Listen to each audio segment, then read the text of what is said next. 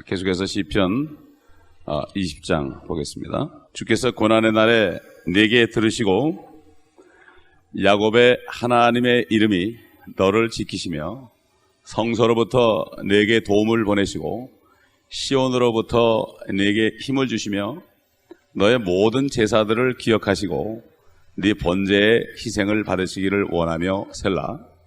네 마음을 따라 내게 허락하시고 네 모든 계획을 이루시기를 원하노라. 우리가 너의 구원으로 인하여 즐거워하며 우리 하나님의 이름으로 우리의 깃발을 세우리니 주께서 너의 모든 간구를 이루시기 원하노라.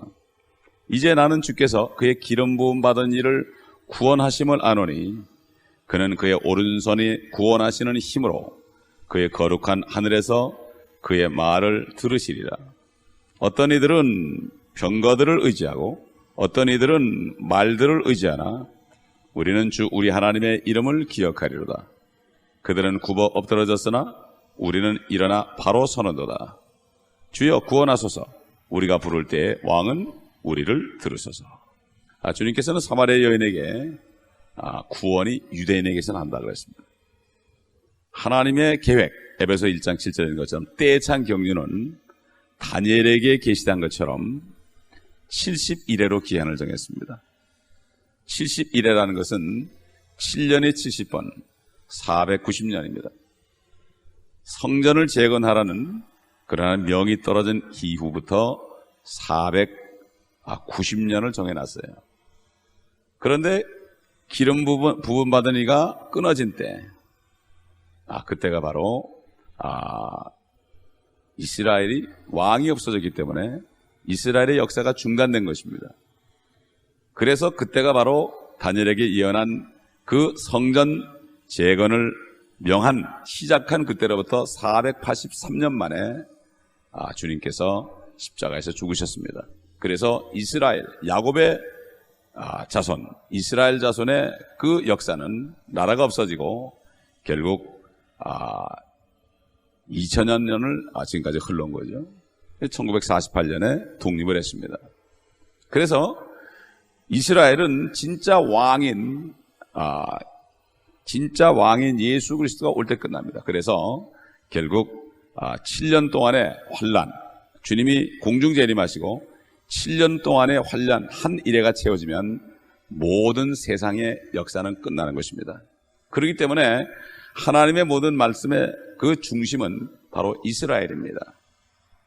만왕의 왕으로 오시는 것도 이스라엘의 왕으로 오셔서 온 세상을 다스리는 겁니다. 그렇기 때문에 이 성경 안에서 우리가 이스라엘에 대한 것을 모르게 되면은 내 중심 신앙이 될 수밖에 없어요. 그러나 이스라엘 유대 민족 안에서 우리 이방인들을 구원하셨죠. 바로 우리 주님도 유대인으로 오셨습니다. 그렇기 때문에 물론 우리하고도 연관이 되지만 더 중요한 것은 하나님의 경륜을 우리가 알고 하나님의 그 예언의 말씀이 참 끝나는 것이 언젠가를 아는 것이 굉장히 중요하죠. 그렇기 때문에 이 말씀도 이 성령께서 다윗을 통해서 주님이 재림할 때 대한 내용을 여기에 미리 말하게 한 거예요. 그래서 고난의 때다. 이 고난의 날이다. 이것은 예레미야서도 보면 이 환란을 바로 야곱의 고난의 때다. 그랬고 다니엘서 12장 1절도 고난의 때인데 이것은 바로 대환란이다. 주님께서도 마태복음 24장 21절에 그때 큰 환란이 있을 것이다. 대환란이 있을 것이다. 이 고난의 날, 특히 시편에서 고난의 날, 그리고 셀라가 나오는 시편은 대부분이 다 이 고난의 때, 바로 7년 환란은 이스라엘의 고난의 때입니다. 이스라엘을 마지막 연단하는 때입니다. 그때가. 그래서 14만 4천을 통해서 전도하는 것을 우리가 볼 수가 있습니다. 그래서 도움이 성소로부터 오고 시온으로부터 온다. 그래서 환란 때가 되면은 번제가 들어진다고 그랬어요. 그래서 주님께서는 너의 모든 제사들을 기억하시고 내 번제의 희생을 받으시기를 원하며 살라 그랬습니다. 그래서 요한계시록 11장 1절로 3절을 보면은 환란 때에 성전이 세워질 것을 거기 말씀하죠. 보면 또 내게 지팡이 같은 갈대를 주며 그 천사가 서서 말하기를 일어나서 하나님의 성전과 제단과 그 안에서 경배하는 자들을 측량하라. 그러나 성전 밖에 있는 뜰을 남겨두고 측량하지 말라. 이는 그것을 이방인들에게 주었으며 그들이 42달 동안 그 거룩한 도성을 짓밟을 것이기 때문이라. 이렇게 말씀했습니다. 요한계시록 11장 1절로 2절에. 그렇기 때문에 결국 환란 때 이스라엘 민족들은 거기서 성전에서 제단에서 경배하는 것을 볼 수 있고 희생 제물을 드릴 것을 우리가 볼 수가 있습니다. 그래서 네 마음을 따라 내게 허락하시고 네 모든 계획을 이루시기를 원하노라. 이스라엘의 모든 계획, 결국 제사장 민족이 되는 겁니다. 다시 제사장 민족이 되는 거죠.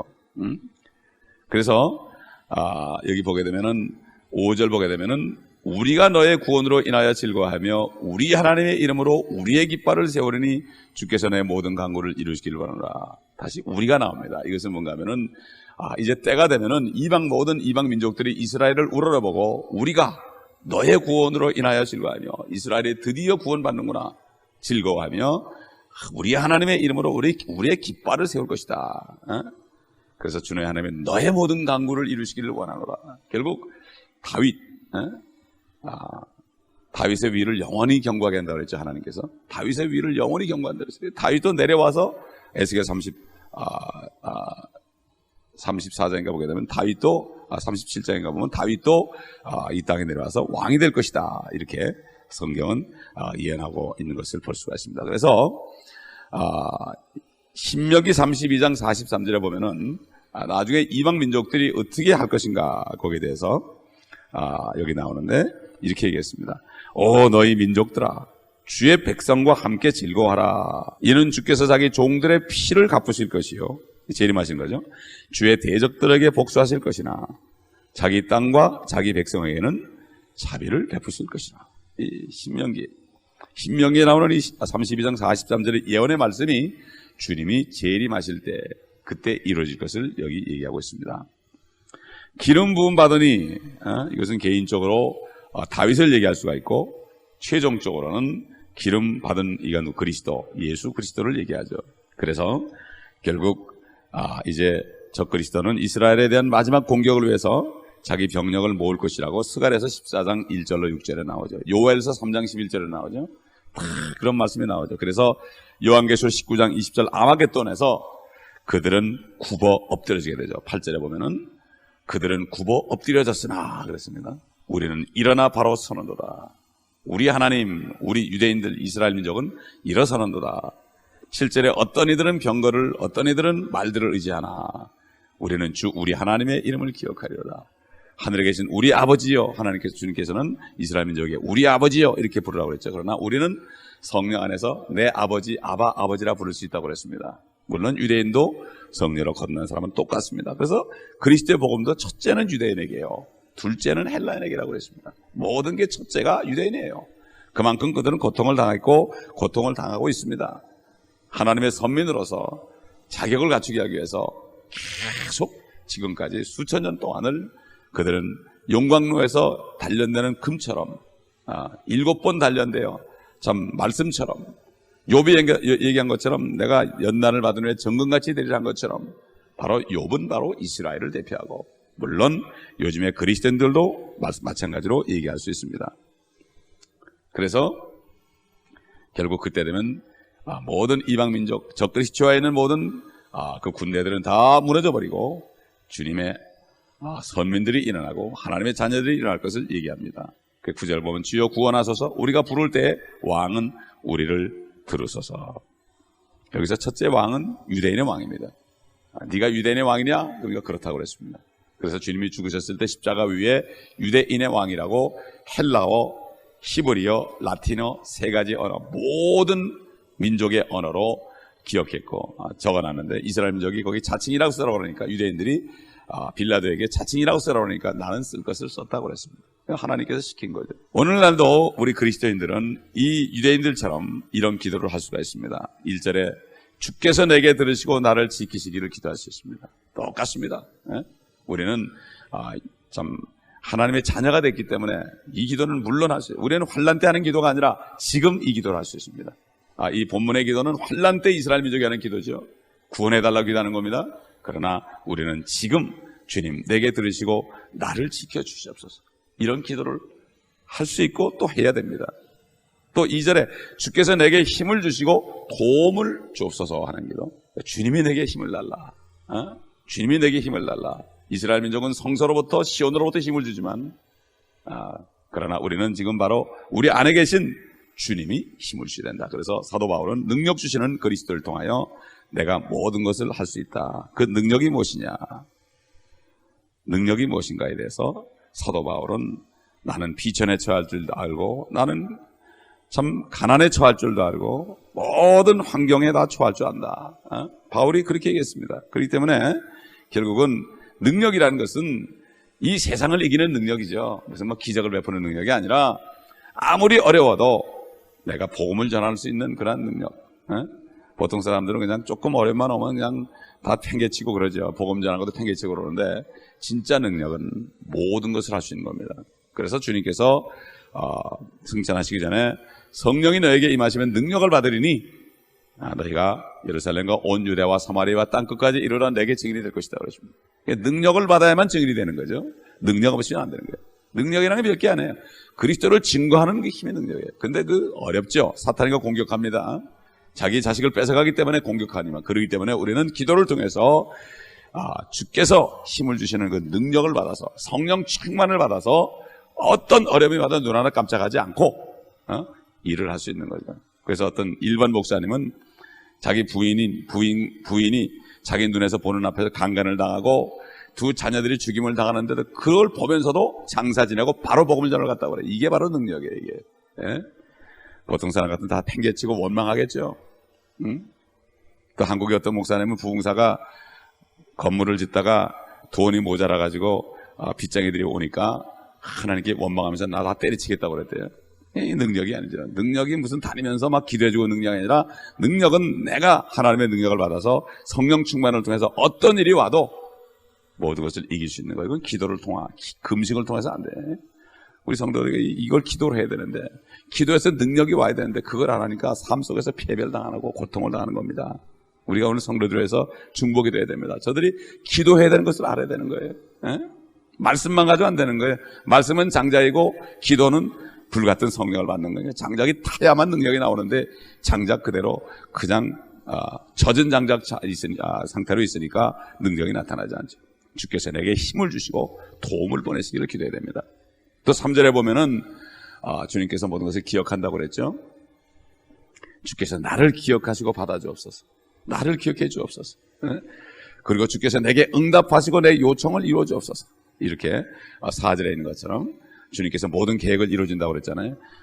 내가 구하는 것을 다 이루어 주옵소서. 우리는 이렇게 기도할 수 있어요. 예수 그리스도의 이름으로. 지금 세상 사람들은 병거나 말들, 옛날 구약시대 또 환란 때 그렇게 되겠죠. 에스겔 38장에 봐도 그 기병대들이 위에서 내려온다고 그랬습니다. 북쪽에서.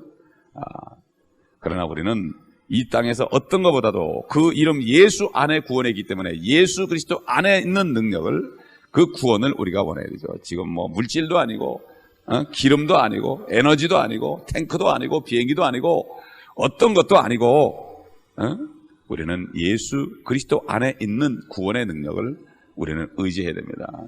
전쟁은 하나님께 속한다고 그랬죠. 그렇기 때문에 우리는 찬송해야죠. 사도 바울과 실라가 두드려 맞고 피투성이 돼가지고 깊은 감옥에 갇혔을 때 기도하며 찬송할 때 지진이 일어나고 착고가 풀리는 역사가 일어났습니다.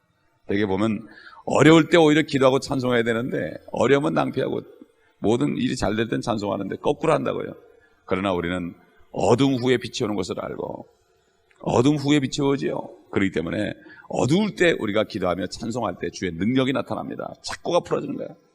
착고가 풀어지는 역사는 바로 기도하고 찬송할 때 나타나는데 주님을 영광 돌리기 위해서 기도하며 찬송해야 되는데 어려울 때일수록 찬송해서 주의 영광을 드러내야 될 텐데 우리는 많은 사람들이 육신적인 일이 잘 되면 찬송하고 그렇지 않으면 낭망하는데 사실은 육신적인 일이 안 되고 힘들 때 찬송할 때 영적인 놀란 능력과 바울과 실라처럼 오히려 간수들이 구원받는 역사가 일어나는 것을 우리가 알 수가 있습니다. 우리가 부를 때 왕은 우리를 들어서서 주님 우리의 기도를 들어서서 주님과 우리 사이에는 어떤 사람도 존재할 수 없어요. 누구도 중보할 수 없어요. 마리아도 중보할 수 없어요. 중보자는 한 분 사람이신 예수 그리스도라고 사도 바울은 디모데전서 2장 4절에 분명히 증거했습니다. 누군가 다른 사람이 필요 없어요. 우리는 직통전화를 가지고 있습니다. 예수 그리스도 이름이라는 그 패스워드만 되게, 암호만 되게 되면은 직통으로 하나님의 귀에 들어가게 되고 결국은 때가 되면 응답하는 거. 이건 우리 이런 특권을 가졌습니다. 셀룰라폰만 가져도 선이 없어도 다 통할 수 있는데 하물며 전능하신 하나님께서 우리가 입을 열 때 왜 안 들어주겠습니까? 너희가 받지 못하는 것은 구하지 못하기 때문이요. 야고보가 분명히 이렇게 증거했죠. 구하면 된다. 그러나 구하지 못하는 것은 믿음이 없다 그러죠. 주님께서 내가 이 땅에 올 때, 세상에 다시 올 때 내가 믿음을 보겠느냐. 불의한 재판관을 기억하고 과부를 기억하라고. 택하신 자들의 원한을 속히 갚아주지 않겠느냐. 믿음이 없으니까. 내 생각이 될 것 같으면 기도하고 안 될 것 같으면 기도 안 하죠. 그건 기도가 아니라 내 신념이지 믿음이 아닙니다. 신념은 내 생각이고 믿음은 하나님의 생각이요. 하나님의 생각은 하나님의 말씀에 있습니다. 말씀을 그대로 믿고 구할 때 이루어지는데 결국 사탄이가 믿음을 뺏어가서 환경을 통하여 믿음을 뺏어가서 기도 못하게 하는 게 사탄의 엄청난 술책이죠. 여기 속으면 안 되는데 많은 사람들이 속고 있습니다. 사도 바울은 그리스도의 형상이 너희 안에 이룰 때까지 내가 다시 한번 산고를 치른다고 그랬습니다. 우리 교회 성도들이 다시 기도해서 성령 충만을 받아야 될 것입니다. 오늘도 이런 기도를 아침에 드리십시다. 아버지 하나님, 이 아침에도 다시 한번 하나님께 기도합니다. 육신이 피곤하고 환경이 어렵고 이런 가운데서 오히려 기도하고 찬송할 때 놀라우신 주님의 능력을 받을 때인데 이것을 모르고 있는 것을 볼 때 가슴이 아픕니다. 사도 바울은 교회를 위하여, 몸된 교회를 위하여 모든 고난을 내 육신에 채운다고 그랬습니다.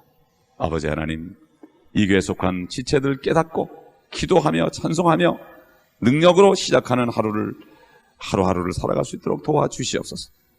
사도 요한이 말한 것처럼 세상을 이긴 이김은 이것이니 우리의 믿음이라고 그랬습니다.